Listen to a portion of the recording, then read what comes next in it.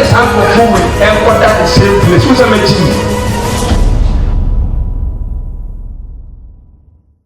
I try in church and so. Say, and then I may have done na you will trust and some the doors. But I can't say a radinam, papa, eso, a pejay GD pa, antino, but more than say, and the obeba, or be teen and coupon as a nibi. But more than pa, Mr. Oba, a bayamide. Out of 4 the Obia free a rade. Na erade afra na wi biri mu bia no oka nyankopon asem ene kirewo osa bo wonka ye se Yesu se ba bi timisra mu mama me ni e kra abro bo moden se ene obetimi aba eja ye nto adesua ne so misra mu ye wo adesua bi a Yesu a ba busumi ni ene ye se to aso ewo Christo enhwe so na 1 Peter chapter 4 verse number 1 you teach about the will of God and the last of men. Erade apedie eni enipa akono. Erade apedie eni enipa akono. Yesua ho ade na yabobo so bebiri last week ye be teach about family planning. Yes. Enro nipa de hihye won ho ne nro mu nonom ene abortion ahodo condom ne niema ebebobo ni nyina so nyankopon asem bia sesa ye ka kire nipa no ye boye ho moden se ye beka ye bo so kire atifo se de enro anasofo we ka no eno na wodem ho a ka bi say yes enti mo amati bi no ka kire wunia se menua family planning enye eye bone ka kire no wo afamu die a wo beye no sha wo ka no wo fa wo anfo wo wi wo afamu die efi se nyeni pere nyina na nya akwan tie nti wo so a wo te ye ka kire wo nua wo fie de one ne kwa asole because ya te kura pen se akokere methodist as a Roman other churches ni bi wo mu de asole dem kura ye gina wo etichi kire nsole man se enye bone nti wo betumi aye ye sere mu no kura ye one pe entimi nye two da nti Bible say kan kure kosi de bai owuom o kan e bo utuo pay na wu a eye best sene se obewu atrom nti eye bone complete eye nipa akono enye nyankopon apede ti mesrawo fa asem no na ebeboa wo enen so ye ko different parts na se oko adisema revelation yawo asafa hodo maako enson ene wo adisem sa asafa hodo enson no ebia ne suban a wo kaaye 2 enkom hyere ne adiye na eba wo sa adisem wona asafa hodo enson no se wo kasa aya na wo bose asafuni mu bofo the angel of the church yawo angel ahodo miensa ne wo wiase first one yawo nyankopon bofo ene ye wo Satan bofo ne ye wo nipa bofo enti sa the angel of the church na okan enya soro bofo a okura entaban now he's talking about the leader our church nim osofo a oda asafona no enti o kire say end time na say samoka asofo les ba habi ebe bie sa di ni mu kakra se bi mu wurafia mu bekai o kire sa adi nim enti ewiase wie na asafo ahodo ebe pie no ene esu ahodo a ebe dadi ewon safo nto obobo niema bebirebe so bene ba bia dia de suane fo ne nti ebe kwa yi church ne ba ko na ya hwe ade bi wom na ye de hu a compare to today's churches ene niema e koso na mon compare hu se eye nipa akono anasa ye honhom bi ene ye sa na se nyankopon epe hwe I strongly believe say we have only one will in Christendom, that's the will of Christ. Yes. Asa nyankopon apede ene betimi di nipa bia akọ heaven kwasempa bra ku yanko 1 Peter 4:1 na yaba Ephesians ba to ba busumi ni die ye mpirichi ye sua de kakra yanko. First Peter chapter 4 verse 1 say Kristo hwe so. Na afei se Kristo ehuna manne hunamu yi. Mo so mo fa adwen kola mia mo ho. Mo so mo fa adwen kro na emia mo ho ko. If say ye wo hunu hunam amane na jai bone yo. Dia wo hunam amane na wa jai bone eyo ko. O say na hunamu aseta bra aka no. Wantase ama nipa kono biu. Na hunam aseta bra aka no wantase ama nipa kono biu na emom. Wantase ama Nyankopon wapede. Nyankopon apede. Eno na meke. Eya me da baba na bra Ephesians chapter 2. Ephesians chapter 2 verse number 3. Ephesians chapter 2 e so asem bi wo ho. Verse number 3. O say wo mu na anka ye nyina enso nam bo ye mbra ye hunam akonomu. Munche ni yo. Me say encheche ntie de to fam. Wa say anka ne no. Ewiase. Emu na me ne rich ye nyina ye nante ya ye bo ye de ye mbra. Ye boy ye mbra honam akonomu. Ye boy ye bra no wode ebe mu. Honam akonomu. E de ebe mu. Honam akono. Yes. Muncha se before umejerade ni ye no. Na wa bra bon wo bon wode ebe mu. Honam akonomu.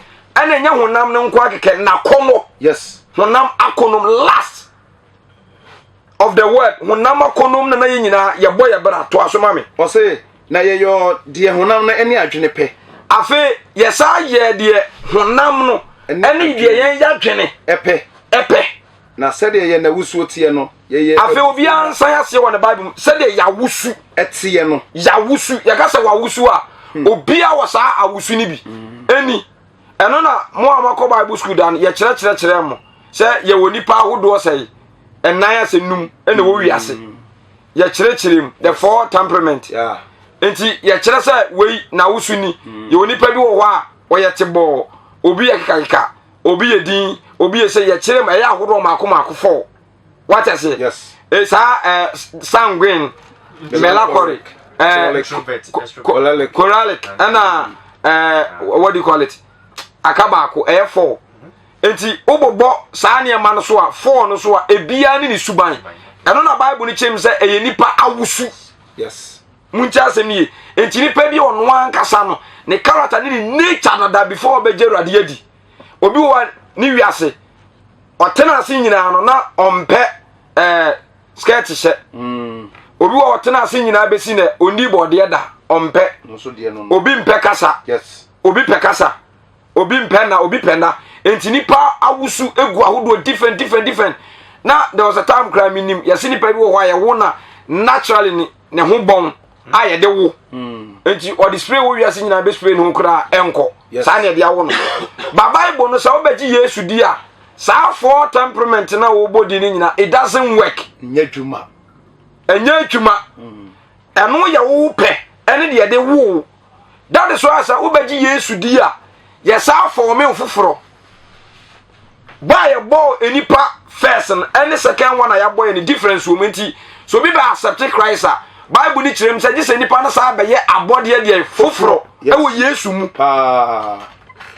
because of sa nature no any character wa wusu na ye de awo na wo de ba no ya mpene ma mfa antena Christianity gise ye form foforo yes enti enipa wusu ye hona makono abrabo eno na edi ni penya di ni pe akobu nsendem enti de oba be accept Christ on say there was a time na obi ne me kasa oka chem say ono ne de na kono de wose ne ayi wose de nani gide ye obade bia so honam fama de bi wose eye ni favorite yes nani gide no there was a time na me kan say bi kire mo me friend baako okosu problem okonyaaye ene say obi edi ni tiko wura gazing mu yes enti enam saade no ho akono no na awura no enti ompema onse wo ba pe yes saade wen eye ewiase akono na afa no no ana de ne nam ti so be jeruade di a Jesus sa ni pawe sa suba no nyira ye deliver ni free kura onko hu biem yes hallelujah amen enti me chama de bia besi last week me bo ade bi be shemba man sha da nkoso okay Bible ni monza ye wodin bi wo wa obi amfa ne bantu bi ye wo Nebukadnezar Satan ye wo Satan ye wo Judas ene ye wo Jezebel ye so sa din no Jezebel yes me hu so bi de ne ba to Nebukadnezar da Jezebel obi antu bi da Satan obi antu bi da what I say yes because of subanya no mu kurantia quite simple basa enne ba bia me de fa no ma conclude sa teaching suwe no ye check sa the spirit of Jezebel no the spirit of Jezebel Bible ni be stati e wo adisem na muntie ni ye edin na obo ho no enkere se that time na Jezebel e na wa asafunim okay amen and amen amen enye Jezebel na wo that time ban honhom ana de ni ye adwuma no ene na manifest wo that church nim okay enti mesra mo mi chichi wi a afa church na utim no check it mekani dwam yes your Jezebel churches in this generation doso pa so who was our Jezebel church ni bia no matter what you perish and waka no obeyira kwasempa amen and amen amen enti sa akono no a spirit we dem ntie nie edam home wo wiase no won say obi a obodam bia ne dey different ya ode wawro ne ntade nyina ya ode obodam besi ne onro na tade da yes ya ode honhom no ade ni namuram ene ode ache ne tefaako ya ode otimi yini tirimi enti edam a spirit ebia ne dey so behave yes difference wom enti sa akono we nipa akono na ye kan wasem no masa wase watere ne pono emu son ne kwan ne so eso wona wo kom ye bebre doso ti yanya fas ne yanko adisem no dabi edabra Corinthians ansa okay ma minya sembi Corinthians chapter 3 verse 6 na ansa ma ba adisem Colossians chapter 3 verse number 6 Colossians 3 verse 6 ko be ba cho say verse 6 no say yenum na ede nyankopon abufuo ba enema edi nyankopon abufuo ba onipa akono no yes aja to aso o say eno na akane amotim no mo so mo nanti mu ankane na onza Ephesians ne bekan we so beka ankane no na motim no na minim awurade na mitesa ne emanim mo so mo nanti mu enema bi wo ho a mumienye very careful and two Christians this is the time that bia me ba me repeat sa asem we if you said the amount of truth you know determine the kind of freedom you have yes aya muntie ni ye hwa won say enye like so be convince Yehoafo David muni ma de Corinthians they have time enra mi shedema mi awia kitikiti mienu o mu gina me kwa no den o ma yere me nyi book no by force enti mi gina wanam sa de we mi gi na me mu musika mi mu me kasetia yes na masaji na se me aka na masa me mpem nko no won say untimi convince because ade na ye kire o awia no pa anwumre ono okwa so le won kotonwum onkosa onko bompaye ade na no muti husua saa nti se wo de one day beji adwe na firi ni tirim no enye easy ba on say empire ba aba hudue Ghana nipa gusu to ye ko bai wakwa koto ye ho ani wo hoda dabi onko obekokro be wiano wonko masa okwede ye ho ani be wonko tubi bo ma wakwa to wo mu ye Methodist Roman Anglican Presby those kind of churches because yampa adisua mo ne doso ho yampa adisua pray for me masa mumienye very careful ubeti Yesu dia ohunam fama braboda da no honam akono abrabo no ye chaimu yes entanum ne nante ya fribra ya wo ye up and down and so bi sachira na se yes utimi ka se me wunni me kuku bi e wo me so no na se yes ohunam akono no wo da so namu you perish Sani mase yana ka mehia asore dem pa na ka me gina board so yes radio so ne de ubetimi akaba wunya nte sa de okura pen eja to asoma me wo say na afei mo de munyi abufuo na sa repeat biem 6 no verses yenum na di nyankopon abufuo ba ene ma di nyankopon abufuo ba ko wo say eno na akane amotim no mo nso mo nanti mu akane na mutim no mo nanti mu ko verse 5 no enti munkum akwa wasa seso verse 5 no enti munkum akwa wasa seso ko adwaman efiade yo efi akono nseso akono bone ni ani bre ya bosonso ani ani bre mon sai ho na ani bre na ya bosonso me be ka sem bi wo ha kire ani bre no wasa ya de ba di abosonso ko yenu na nyankopon abufuo ba jemu na di nyankopon abufuo ba eno na akane a mo na motim no mo so nanti mu ko afei munyi abufuo kokobone bone pe abususam abususam ne ani wusam enya firi mo no mungu ni nyina munyi firi mo no na muntumu muni di ato nkyerɛkyerɛ mo ho afa muni di atoro enkyerɛkyerɛ mo ho munyo ni padada ne ne yo nyina ngu munya de bai oni padada no dada no ene ne yo nyina ngu ni padada no munyi ne yo ni nyina entonya de entwene na mun so ni pa foforo wa ne foforo afa na mun se ni padie foforo Jesus. fansa so na bra adisam no Revelation chapter 2 verse number 18. Okay. Thyatira as church, the church of Thyatira. Yes. Wasn't a Thyatira as a fumu for no chekoma ne say. Thyatira as a fumu sofo no. Chekoma ne say. Say na Nyankopon ba na niti soldier from 1990 say ya ofefe ne say. Jesus Christ won seven no kan ko. If you say this chapter 1 no. Was say this seven Nyankopon nam de bakiso Yesu de dom John. Into steps Nyankopon de ma Yesu. Ana Yesu de ma John. Into the all kasa fa no Yesu won seven no ka ja ko. Was minimum nyuma. Aha. Ene odo. Ko ene ogidie ko ene wosom ene obo aseto ene se wonyuma edi akye ne yesene kanedie no ene se wonyuma edi akye ne ayesene kanedie no efri se me wo asam ka se umo oba Isabel ofre no so odifo no kwan se on church English ne be ka to say Jezebel yes wama oba hwan Jezebel ofre no so obi ansan sa de na se Jezebel kwan se wonya dai on church no na da menko a on church in the church na on da menkoa na o madwaman na oni na ma okuma abosom ma abosom no man brese on fancy wa man brese on fanya dey ensata na adwen who is Jezebel in the Bible why ni Jezebel no question no mun check Jezebel ahifa no wo Bible na adwuma be no be okay any Corinthians na because mun san ya ni bere na se no Jezebel we sa gawe yanko kings me narrative ne sorrow ne kakra na ma kenkan quotation ni bi ato aso okay Jezebel aware king bi na fan Ahab according to 21 no one Naboth incident na si ye no yes ohene ne wo bobeturo waye afuo ana Naboth no so aye bi na Naboth afuo no eben ohene na himfie what I say ana Naboth afuo no aye fe Naboth afuo na aye fe ache ohene ne die no at the same time ohene no srafuo no kura so kakaka eche Naboth de no aw compare enyepe yes enti one day ana ohene no so le kogina Naboth afuo no afuo kitua bi garden ensumpo ba efe enti ohene no tu na ni hwe na afuo na ye fe ana ofra Naboth me pesa wu afuo no wo de mame ti asem ni yo wo de wu afuo ni mame na wo je me de no memo bi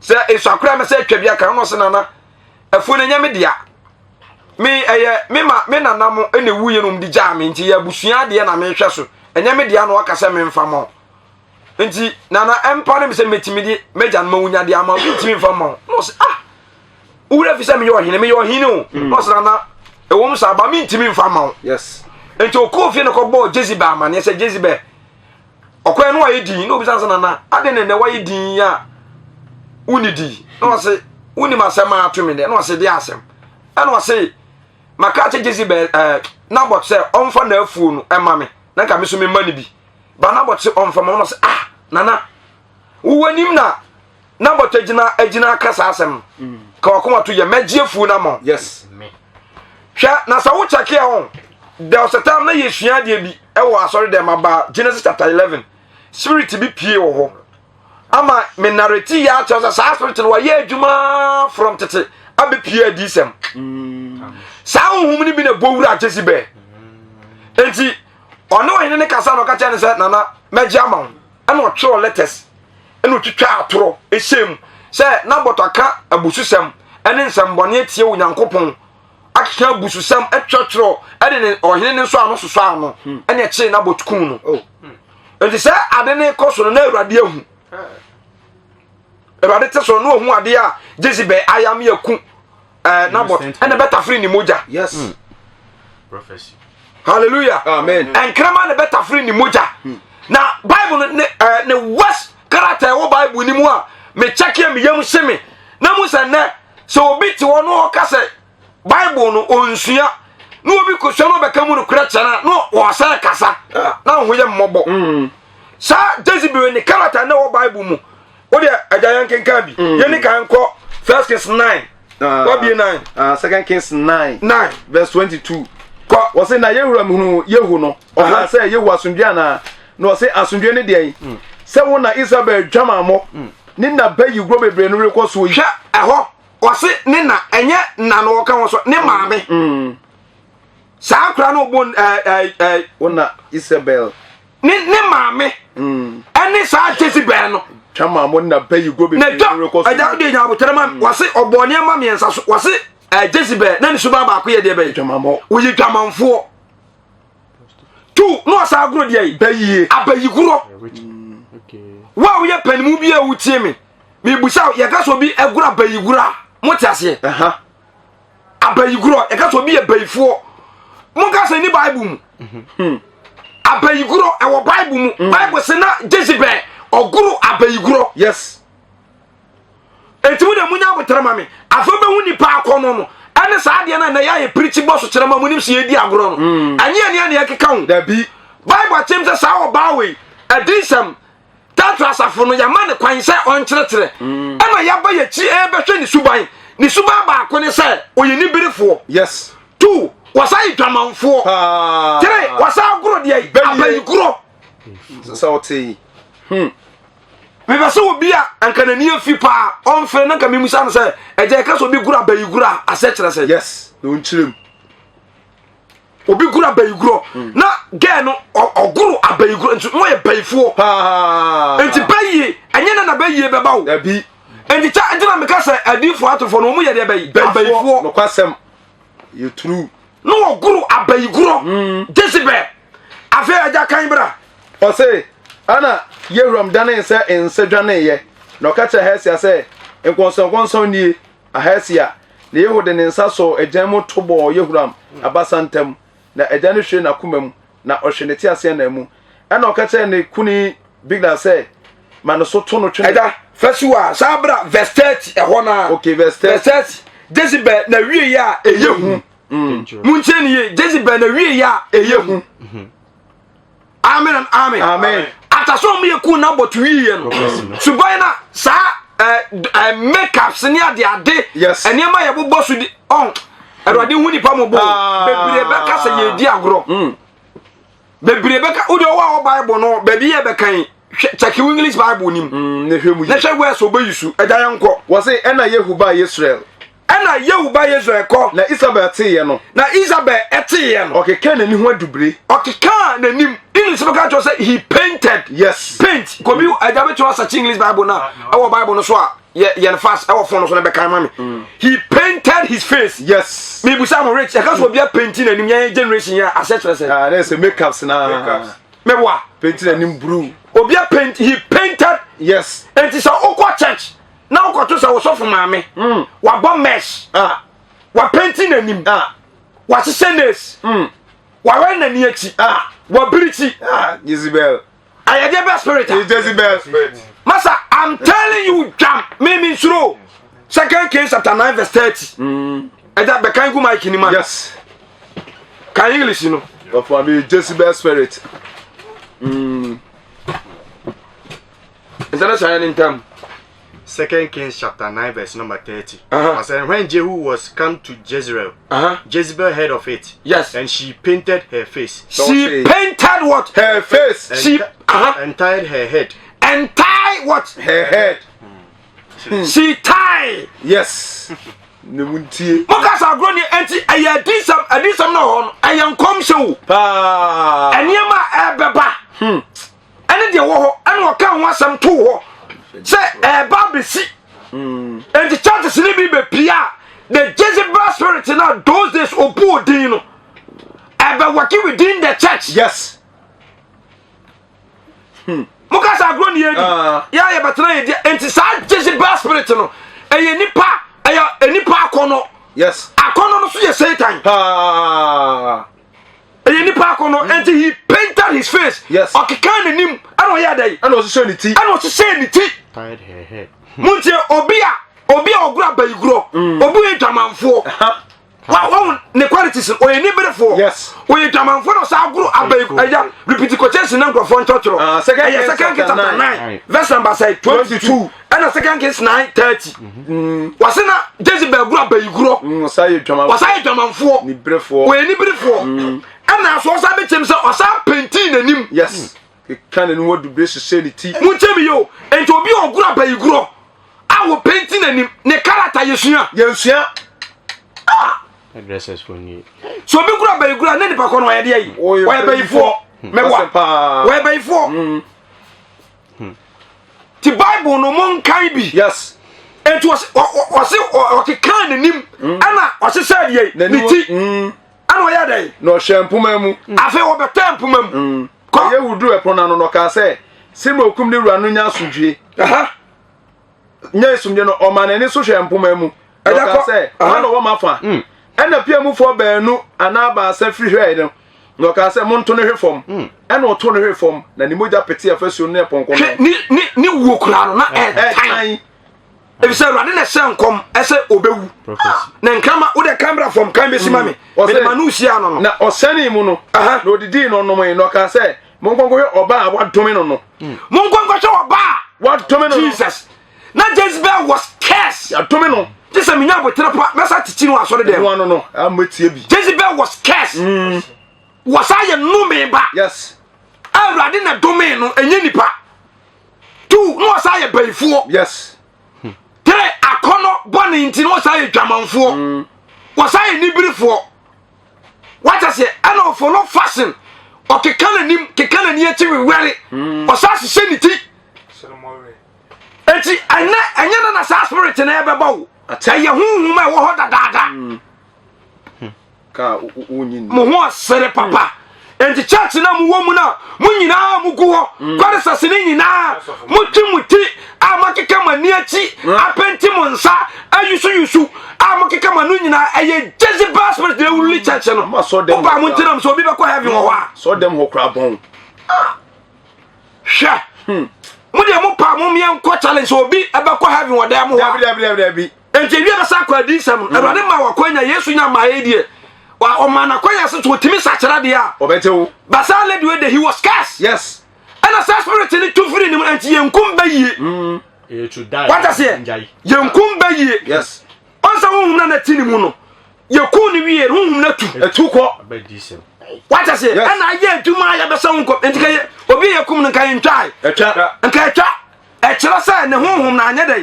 The same as Biriam. Once a woman ne wura Biriam. Yes, na down no. Anko. Anya Biriam na mu na ho adisam ne kan. No kasa for spirit ne be wura no. Yes. Deception spirit. I wura no. I don't know that so kan ho asam. Ana kora de no so kan no so ya hantan a ewura kora de so ti amose no. And so no kasa sa spirit no so sa pie. And the young crofo na kasa no kasa fo mu. Honhom a etu mu da so ye adwuma. Pa. And today, Jezebel churches, especially a man, a year before my teaching soon. I pay for Unqua. Munina, you back. I pay for Unqua. I come on, no more quite by what to so. Now we did this of a Jezebel spirit. Yes, Sars of my phone, a Jamai. Okun who bet you couldn't. Charlie, a month from you know, Okun who bet you couldn't. From I didn't say I dancing. I so for my Barbara, yes, for what can you ready so can. Jezebel spirit. And the why you cross all having our corner, Massa. I am not telling you, we are not afraid of anyone. No one. Can you start touching him? Of course, on the Sunday, we saw so. I didn't think, Mammy was out empty wine. Why never don't tell me or bed dress here, Natalan and Senio? No hands. Moncano, I ain't inside that. Cromwell him, even Mamma, you be so skinny, a piabon. One yes, I da. Mamma, you be so no hands. Or fell in a humpo. Santa him, ever so no hands, dear P. Or the other. Santa him, I be so like a said, Madame Horse said, Jezebel touches na mutitimu, Munima. At the camera form. Was it no Munquasian if you say, or your Hinababa? Now, of course, or the Cosiano. Now, who be Biella, where who be Biella. Jenny Ticoncula, and then a night, not Jezebel, a dear nama wowu omunim so mukofo na sero nko na nkrama hwene nam nam na kaniti konkura ne nan ne nsayem o mo hwene nkrama ya because na prophecy say nkrama na beta free ni moja be hwene nam na nkrama na ko hwejesi be nam nyina ama kaniti konkura wo de to fadi agro say make us ne sa nyama eye normal thing eye nipa ko no nya nyanko pa pede yes eye honhom ana ya sa de no honhom fi shakware sese mu gua sole dem shakware sese mu gua sole dem shakwa fo mu gua sole dem hwesofo ma me dress ye wode ba sole hwe mu ncheki hwesofo ma me dress wode ba sole wa o sese o mu se green anu ma paint o mani achi green fashion o se buru anu paint na achi blue no paint anu red ai combination oya combination ko jem go see combination uye combination akwose as a fancy because of one like can kwase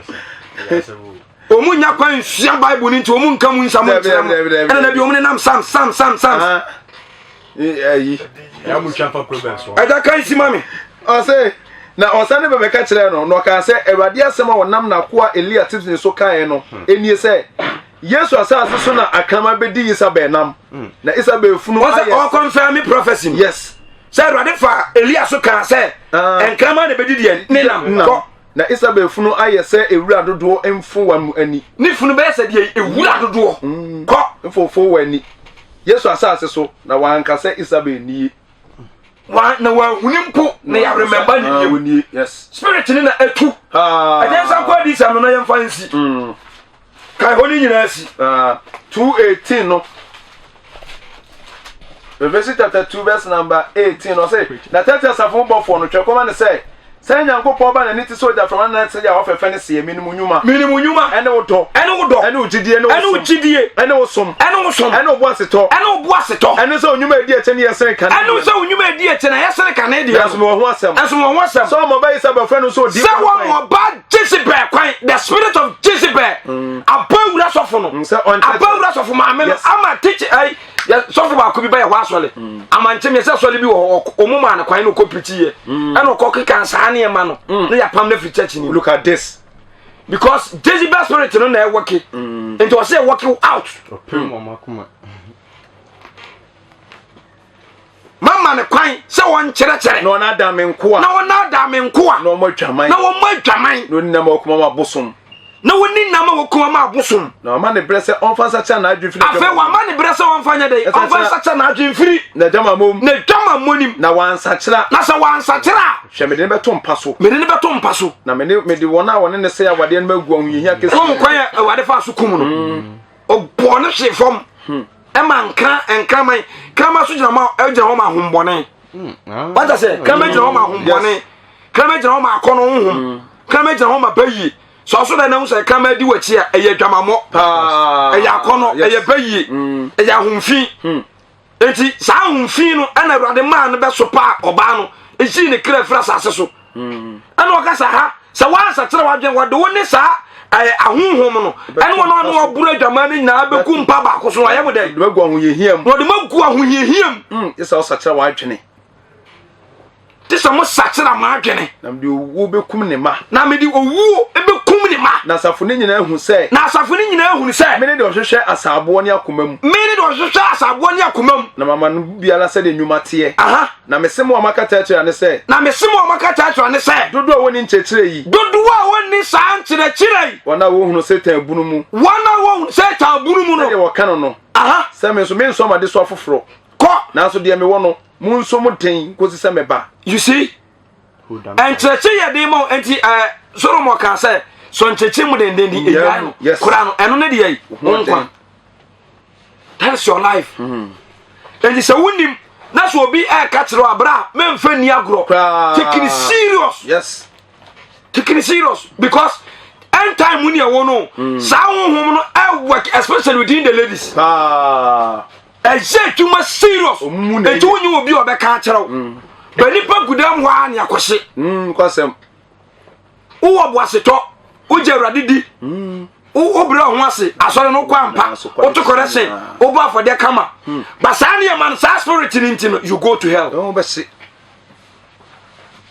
me honam na aka no man tena se ama masa Satan ye clever Satan nim kwan obefa so odi nipa be koseyem obo ne ho moden enti so obi so le so obeka no kra na no de abufu nipa no abufu awuraw se de be ya wunti asem no no be wama ne ho yi wo hi yes se be ya wunti na wafa na wasachira a satanic strategy yes enti wa wote ka ni mu no mo amote ka ni mo nhwam ho anim asem na me ka na ye no kra ne ya pepa paint no pepa aya no kra aya honhom ana aya wo saa no enya normal unua bi yebi akobia wale wo bia ko assemblies ni assemblies ni akwa so wo ka cho yire se wan hye ni tia anya saa ne mana obeja no oba oja waso ja no no sababi so wan ye saa ne ma tantan saa Jezebel bai sem ni bia obeja no look at this what ya so ne dem o be man there wo won skeleton fan ada na wo de wunya bi ada na wo de wunya wiele wani akiri bi so wo nwi ni bi na so nko yusu so yusu bi na yusu mato mu nya yusu se so ho nyina ka ho bi na so so le na nka wase se anwi ni bi asoa na be wo se wo mu bre o mu bre papa de so pa na so nyame ye na dom na se suo sa togu ne so ha na sa de che so a kata pa no na mo se yes apon konwi no o keka ne ho tu sa pon konwi pa na so no kakokrama asa Satan ade so no de aso ni pamba se ni pamba huna mane wa asase we so no sanfo ye nkwa maniem enti ni pa dimirika na ewura bonsam gem ba ono ko have ne de to wase na na nteko bo no no ko hu ama no dimirika ni dimirika ko wura sa gem enti be watchful about the spirit of Jezebel of Jeremiah chapter 4 verse 30 ada fa o ka ho mami o se na won so wa say we na so wa say we wo ye ni den ufratam kokko wo de sika se de se ho wo de sika se de se ho na wo de adubre keka wani na de adubre de onse do kan wo sa se kan ke so na wo se okwara kwa ana akeka ho fefe okwara kwa wo de niema keka o de adubre keka na ho se de ono painting ho no and sa spirit na ye adwuma because she was the first lady. Oh yeah. I don't know. Such a bad record. One the first lady. Aspirate ni wuri ewia no. And the year juma be see this time. And obe boss say ewia se wi ebem ensafo be ba wiase no.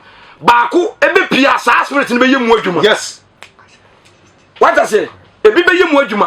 Eju da ye wofo ye omu china o ma ye ayi preacher ya aso mu mai. Ube huna mes eso no say den. Sabantunia no. As soon as say day, and the Satan Trasafono, Church Bia and Tammy may come on check it. Church Biomia Sania Mani Biano, Monka did some, and who say, I saw Bano whom and I day, Ayuma. Who did Diagro?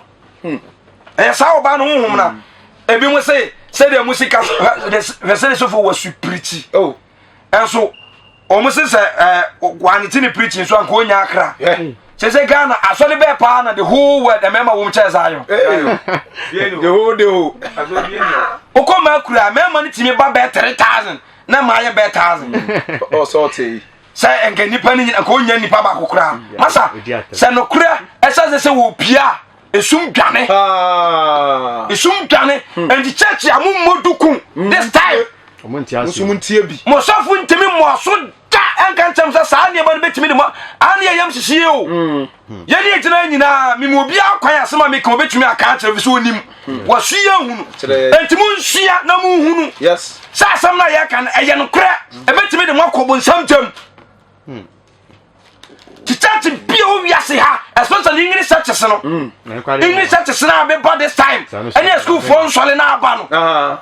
Your modukum, your timid legacy court, trouser court. You sing, makeups, nails, everything. A Jezebel church. Yes. Me make catch it.